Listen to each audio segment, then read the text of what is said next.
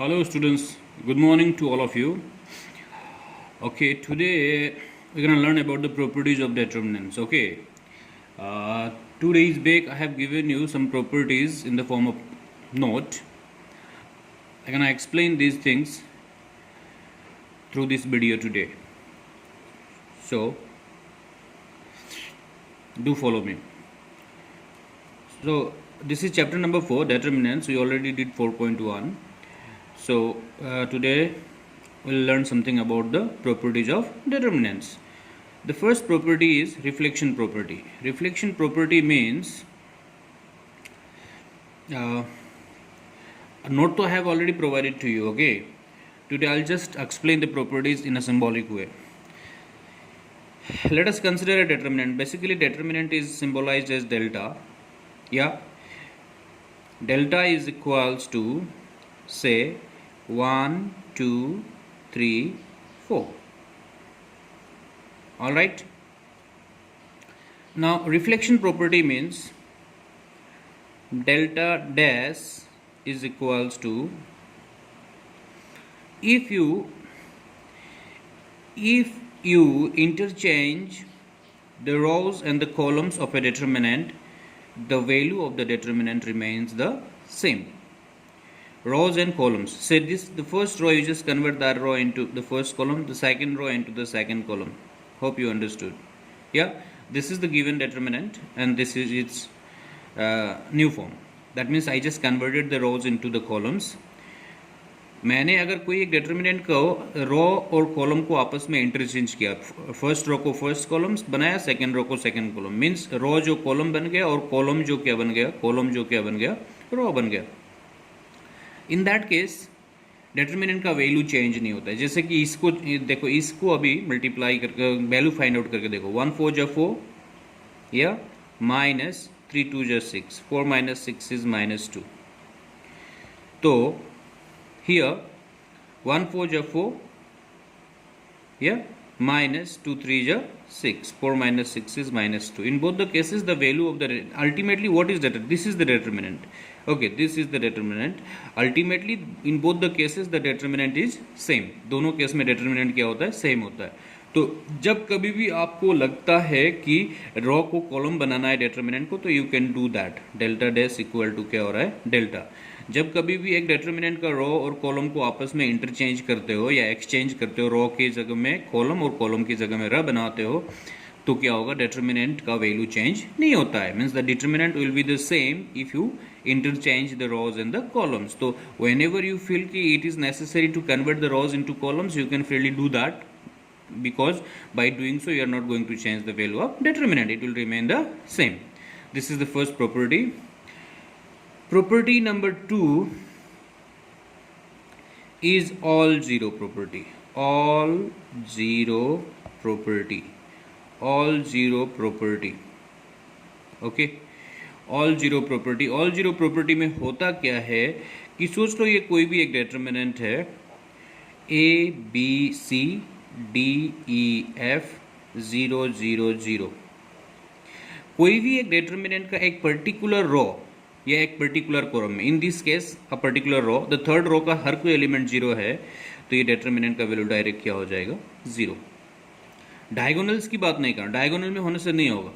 कोई एक रो में या तो कोई एक कॉलम में. और इधर देखो, और सोच लो कि ये दूसरा डिटर्मिनेंट है 1 2 0 0.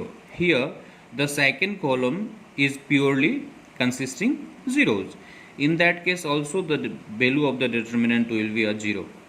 तो ये ऑल जीरो प्रॉपर्टी मतलब क्या है, कोई भी एक डिटर्मिनेंट का पर्टिकुलर एक रो या पर्टिकुलर एक कॉलम में अगर सब एलिमेंट 0 होता है, तो डायरेक्ट वो डिटर्मिनेंट का वैल्यू क्या होगा, 0. No need to evaluate that, you just go and write delta equals to 0. This is second property. Okay, now the third one is proportional. Proportional property. Proportional property. Proportional property.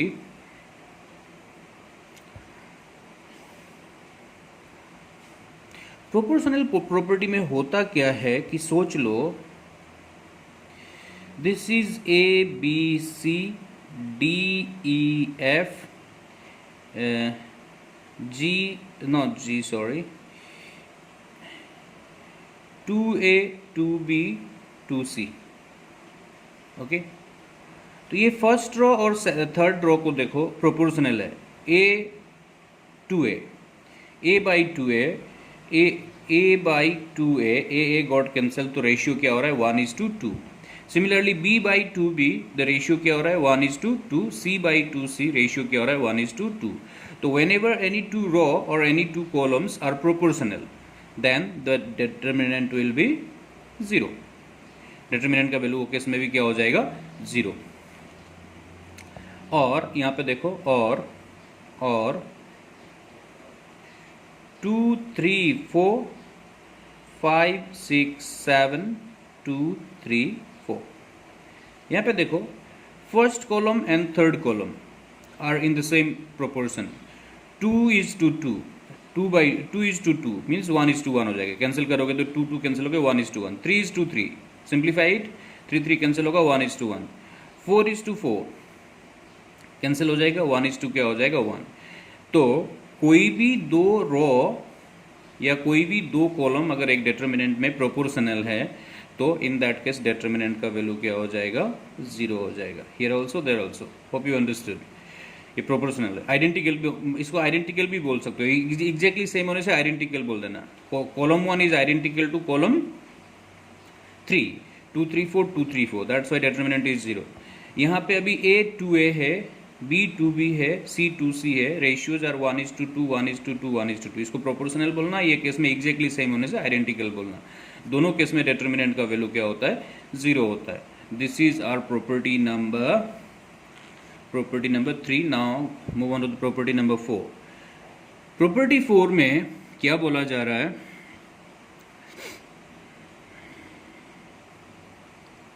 Switching property. SWITCHING, switching property. What property? Switching property. ये switching property में होता क्या है? Switching property में ऐसा होता है, सोच लो कि 1 2 3 4 5 6 या 7 8 9, this is a determinant. Okay, ठीक है. अभी स्विचिंग प्रॉपर्टी में क्या बताया गया है, if you interchange any two rows or any two columns, suppose row 1 goes to row 3, in return row 3 comes to row 1. रो 1 और रो 3 को, रो 1 को कंप्लीट रो 1 को उठा के लेके रो 3 में डाल दो, फिर रो 3 को वापस ले जाके कहाँ पे डाल दो रो 1 में.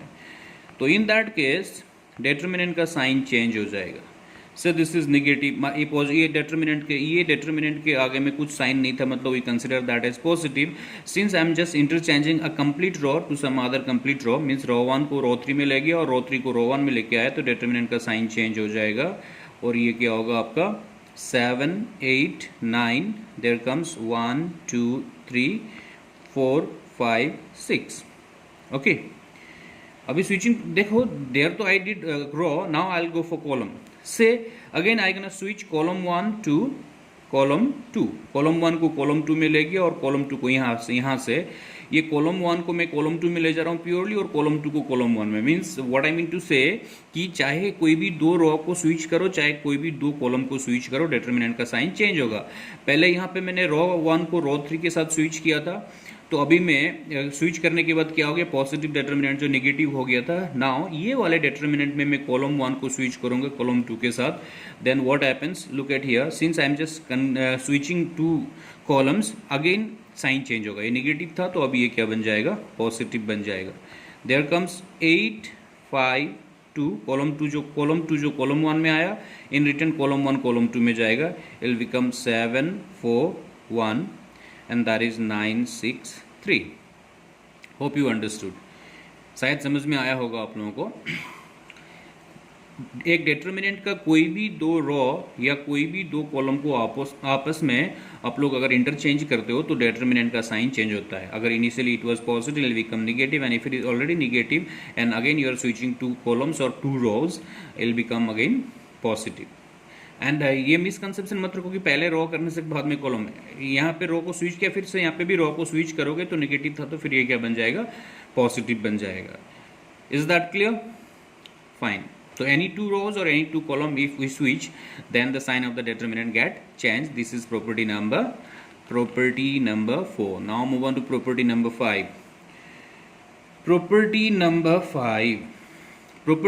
5 में scalar multiple, SCALAR, scalar multiple,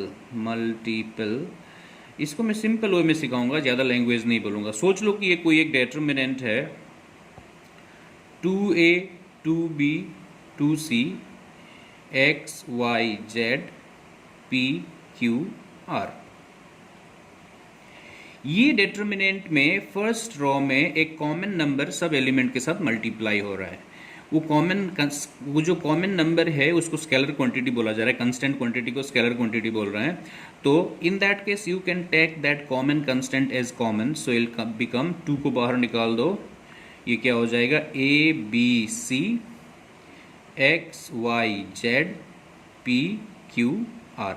मतलब डिटर्मिनेंट का कोई एक पर्टिकुलर रो या कोई एक पर्टिकुलर कॉलम में कुछ कंस्टेंट, कॉमन कंस्टेंट अगर मल्टीप्लाई हो रहा है तो you can take that common constant as a common for the whole determinant. It is not necessary कि ये 2 जो था सब में होना ज़रूरी है, बट एक पर्टिकुलर रो या एक पर्टिकुलर कॉलम में होना, डायगोनल में होने से कॉमन नहीं ले सकते हैं। कॉमन कब लेंगे? Either that constant must be present throughout a row और throughout a column in that case. और इसमें देखो, सोच लो कि ये 4 6 8 5 10 15 ओके 7 14 21। एग्जाम्पल दूसरा एक दे रहा हूँ। यहाँ पे देखो, from the first row I can take 2 as common. पहले वाले रो से मैंने क्या कॉमन ले सकता? 2। एंड सेकेंड रो से क्या कॉमन ले सकता हूँ मैं? 5। एंड थर्ड रो से मैं क्या कॉमन ले सकता हूँ? 7। तो अगर सिर्फ एक नहीं होके एक से ज्यादा रो या कॉलम में कुछ कॉमन आ रहा है, then you can take that as common. So first row से मैंने क्या कॉमन लिया था? 2। अगर 2 कॉमन लिया तो देखो 2 2 जा 4, 6 में से 2 कॉमन आया तो बचा इधर 3, 8 में से 2 कॉमन आया तो बचा इधर 4। Similarly, second row में देखो, here we can take 5 as common, so we have taken that. So what left here is 1, 5 2 ja 10, 5 3 ja 15. Getting it? There I have taken 7 as common, then what left there is 1, 7 2 ja 14, 7 3 ja 21. This way we can do. कोई एक it is not necessary कि सिर्फ रो से ही common आएगा, column में भी कुछ common आता है तो कॉलम में भी निकाल सकते हो। जैसे कि यहाँ पे दिखा दूँ, सोच लो कि एक डिटर्मिनेंट है, इसमें 1 2 3 4 8 12 5 6 7। देखो यहाँ पे ये जो सेकंड कॉलम है उसमें कुछ कॉमन आ रहा है, तो बाकी सेकंड कॉलम में क्या कॉमन आ रहा है? 4। We can take 4 as common. So here it is 1 2 3 4 common लिया मैंने सेकंड कॉलम से, तो इल बी 4 1 जो 4, 4 2 जो 8, 4 3 जो 12 एंड दैट इज 5 6 7।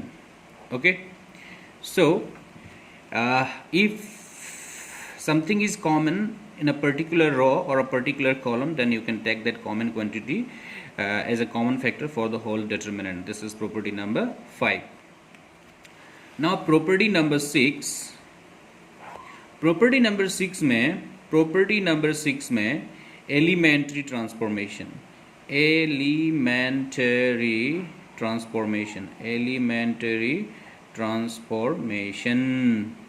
जैसे कि हम लोगों ने इन्वर्स निकालने के लिए यूज किया था there in chapter 3, how to find the inverse of a matrix by using elementary transformation. तो वो एलिमेंट्री ट्रांसफॉर्मेशन को आप लोग यहाँ पे यूज कर सकते हो। Use of elementary transformation, use of क्या बोला? एलिमेंट्री ट्रांसफॉर्मेशन इज परमिटेड, मतलब डिटर्मिनेंट में भी एलिमेंट्री ट्रांसफॉर्मेशन यूज किया जा सकता है, नो इशूज। ठीक है, जैसे कि वो एग्जांपल ऐसा था ना, row 1 tends to row 1 plus row 2 kind of column 2 tends to column 2 minus 2 column 3, ये सब this can be used in determinant also. and the freedom is, जैसे कि इन्वर्स निकालने के लिए हम लोग एलिमेंट्री ट्रांसफॉर्मेशन यूज करते थे, तो once we start with row then we need to stick with row itself, we can't go for the column. But in case of determinant, it is not necessary कि if you initiated the process with raw then you need to continue with raw. बीच में raw and column दोनों को आप कर सकते हो. Is that clear? You can do rows and columns simultaneously. Getting it? Thank you. So ये 6 properties को हमें यूज करना है. ये 6 प्रॉपर्टी को यूज करके हमें